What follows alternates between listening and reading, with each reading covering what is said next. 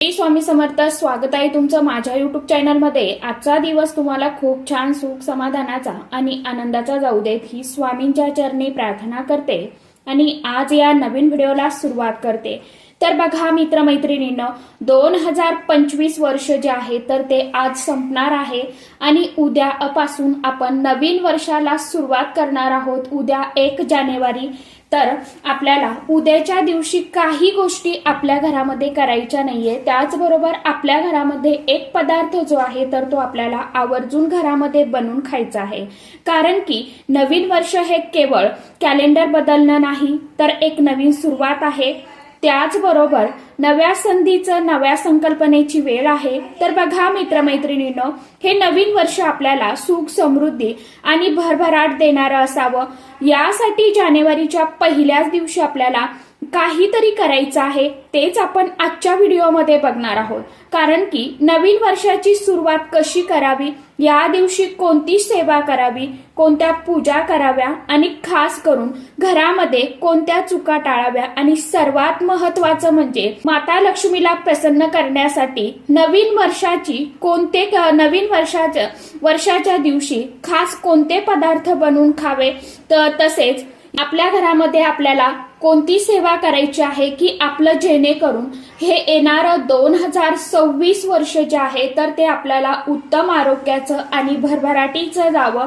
त्यासाठी आपल्याला उद्याच्या दिवशी काही खास करून सेवा करायची आहे. आणि योगायोगाने बघा, उद्याच्या दिवशी गुरुवार आलेला आहे. गुरुवार हा किती महत्वाचा आहे सर्वांनाच माहित आहे आणि उद्याच्या दिवशी आपल्याला काही गोष्टी खास करून आपल्या घरामध्ये करायच्या आहे. तर कोणता पदार्थ आपल्याला उद्याच्या दिवशी घरामध्ये बनवायचा आहे, माता लक्ष्मीला त्याचा नैवेद्य दाखवायचा आहे, स्वामींना त्याचा नैवेद्य अर्पण करायचा आहे, याविषयीची संपूर्ण माहिती आजच्या या नवीन व्हिडिओमध्ये मी तुमच्या बरोबर शेअर करणार आहे. त्यामुळे तुम्ही हा व्हिडिओ स्किप न करता शेवटपर्यंत नक्की बघा.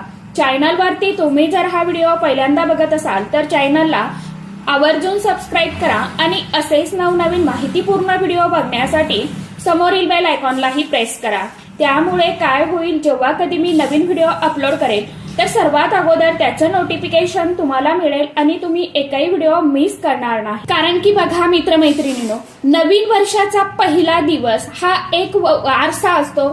तुम्ही जशी सुरुवात कराल ना तसं संपूर्ण वर्ष जे आहे तर ते आपल्याला त्या वर्षाचा काळ जो आहे तर ते ठरत असतं. ते वर्ष आपलं त्याच पद्धतीने जात असतं. 1 जानेवारीला सकाळी लवकर उठा. घरात आणि मनात एक सकारात्मकता ठेवा. घरामध्ये शांत आणि आनंदी, उल्हासी, उत्साही वातावरण निर्माण करा. तसं बघायला गेलं तर इंग्रजी नवीन वर्षाची सुरुवात म्हणजे 1 जानेवारी आणि मराठी नवीन वर्षाची सुरुवात ही चैत्र महिन्यामध्ये गुढीपाडव्यापासून होत असते. परंतु इंग्रजी कॅलेंडर जे आहे तर ते तितकंच महत्वाची भूमिका ही आपल्या जीवनामध्ये बजावत असतं.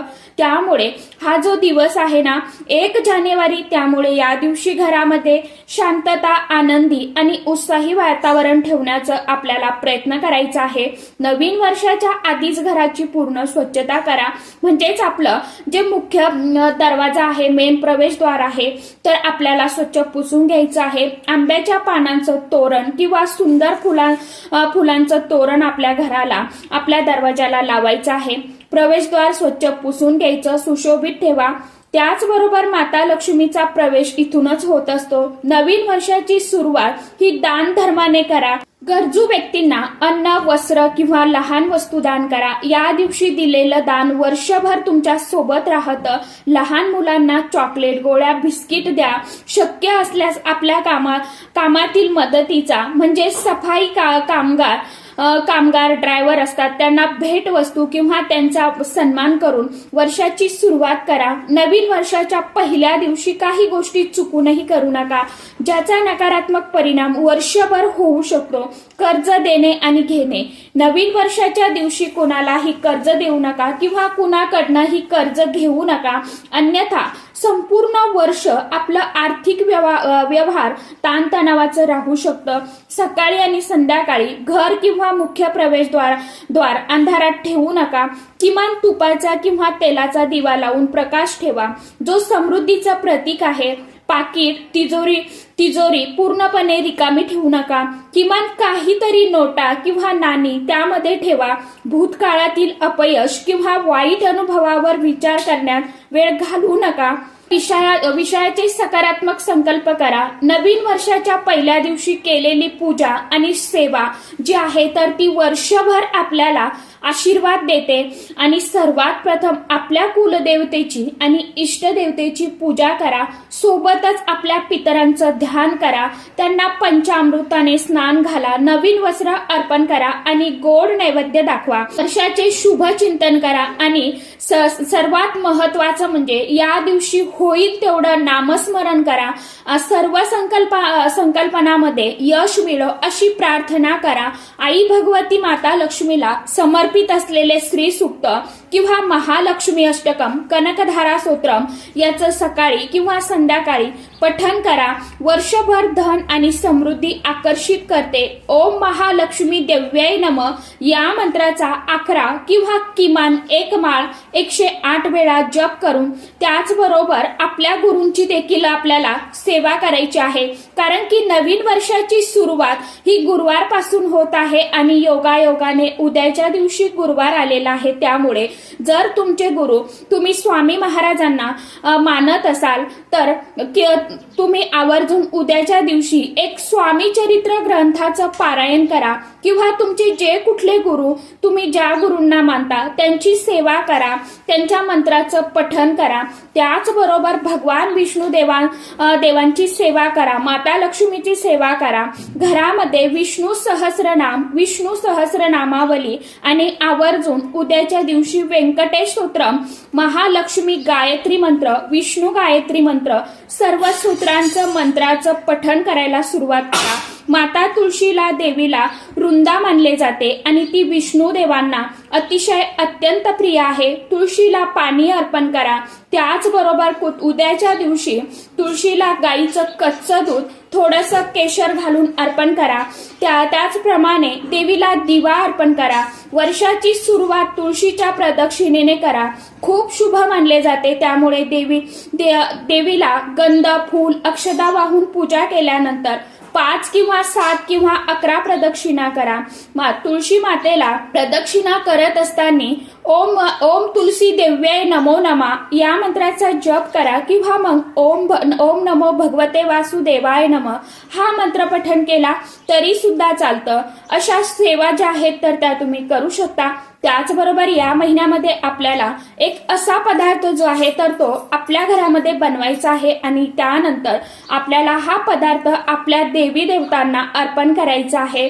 म्हणजेच नैवेद्य अर्पण करायचा आहे. माता लक्ष्मीला अर्पण करायचा आहे आणि त्यानंतर तो प्रसाद स्वरूपात आपल्या घरामध्ये खायचा आहे. बघा, आपण खूप कष्ट मेहनत करतो. कष्ट आणि मेहनत करूनही जर आपल्याला त्याचं फळ मिळत नसेल, घरामध्ये आलेला पैसा हा घरामध्ये टिकून राहत नसेल, त्याचबरोबर माता लक्ष्मी आपल्यावरती प्रसन्न होत नसेल, तर काहीतरी छोट्या छोट्या सेवा किंवा छोटे छोटे उपाय जे आहेत तर ते आपण जर केले तर त्याचं सर्व फळ जे आहे तर ते आपल्याला नक्कीच प्राप्त होत असतं.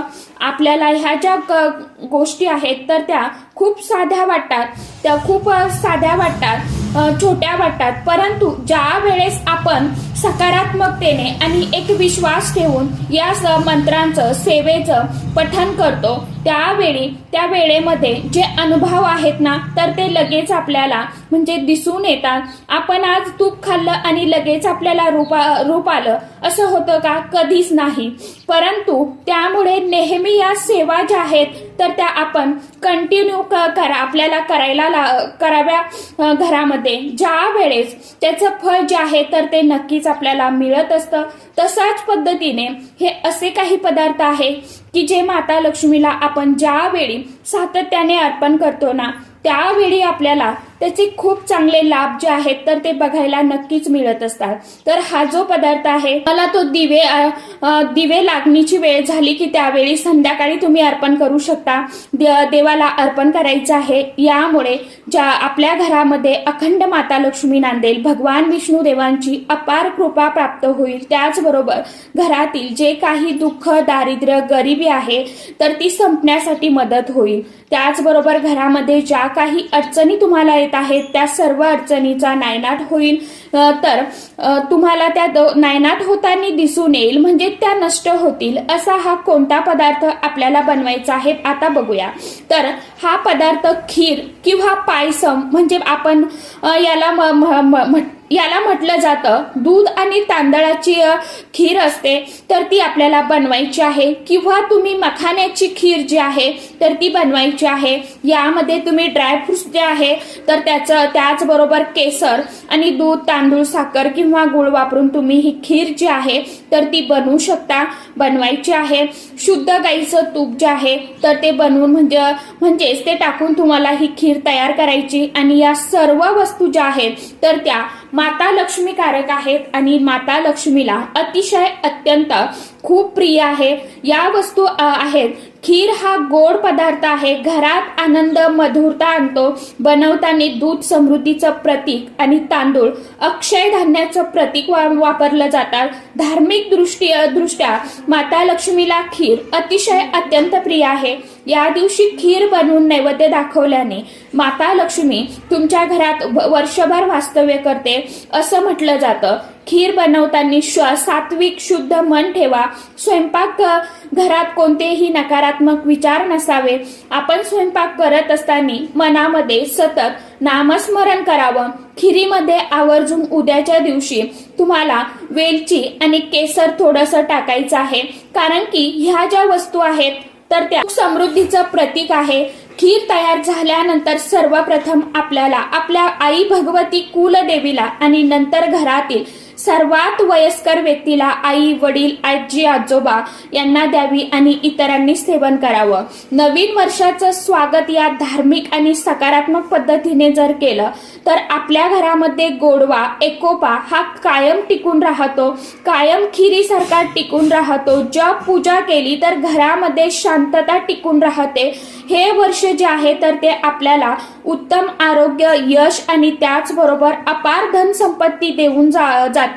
ज्या वेळेस देवी लक्ष्मीचं स्वागत जे आहे तर ते आपण अशा पद्धतीने करत असतो. त्यामुळे हा नैवेद्य सर्वात प्रथम आपल्याला देवघरामध्ये दाखवायचा आहे, अर्पण करायचं आहे. सकाळी किंवा संध्याकाळी कधीही तुम्ही ही खीर जी आहे तर ती बनवू शकता आणि त्यानंतर याचा नैवेद्य देवांना अर्पण केल्यानंतर आपण आपल्या घरामध्ये तो नैवेद्य, ती खीर जी आहे तर ती खायची आहे. खीर बनवताना ज्या गोष्टी सांगितल्या आहेत तर त्याचं पालन करायचं आहे.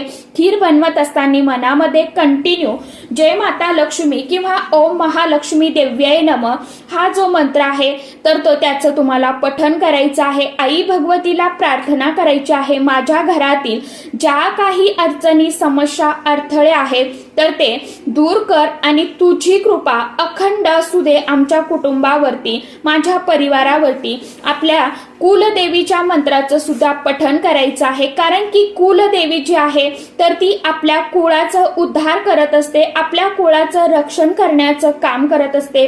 त्यामुळे आपल्या आई भगवती कुलदेवीला प्रसन्न ठेवणं हे खूप महत्वाचं आहे. तर अशा पद्धतीने आपल्याला या सर्व ज्या गोष्टी आहेत तर त्या आहेत. जर तुम्ही हा उपाय केला तर नक्कीच तुम्हाला त्याचा जो लाभ आहे तर तो बघायला मिळेल. आणि हे 2026चं वर्ष जे आहे तर ते सर्वांना सुख समृद्धीचं जावो ही स्वामींच्या चरणी आणि गणपती बाप्पांच्या चरणी प्रार्थना करते. येणार असं 2026चं वर्ष जे आहे तर ते सर्वांच्या आयुष्यामध्ये एक भरभराट घेऊन येवो. आणि ज्या काही तुमच्या मनामध्ये छोट्या मोठ्या इच्छा, आकांक्षा असतील, तुमची जी काय अधुरी राहिलेली 2025 मध्ये स्वप्न आहेत तर ती स्वामींच्या चरणी पूर्ण व्हावी. येणाऱ्या 2026 वर्षामध्ये ही स्वामींच्या चरणी प्रार्थना करते आणि आजच्या व्हिडिओचा इथेच एंड करते. तर चला, आशा करते की व्हिडिओमध्ये सांगितलेली माहिती तुम्हाला आवडली असेल तर कृपा करून एक लाईक व्हिडिओला करा आणि चॅनलवरती नवीन असाल तर चॅनलला कृपा करून सबस्क्राईब करा आणि इतर मित्रमैत्रिणींना व्हिडिओ जास्तीत जास्त शेअर करण्याचा प्रयत्न करा. तर चला, आजच्या व्हिडिओमध्ये इतकीच माहिती होती. कशी वाटली नक्की सांगा. व्हिडिओ आवडला तर चॅनलला आवर्जून लाईक, शेअर, सबस्क्राईब जरूर करा. परत भेटूया नवीन माहितीसोबत, नवीन व्हिडिओसोबत. तोपर्यंत सर्व माझ्या युट्यूब परिवाराला श्री स्वामी समर्थ.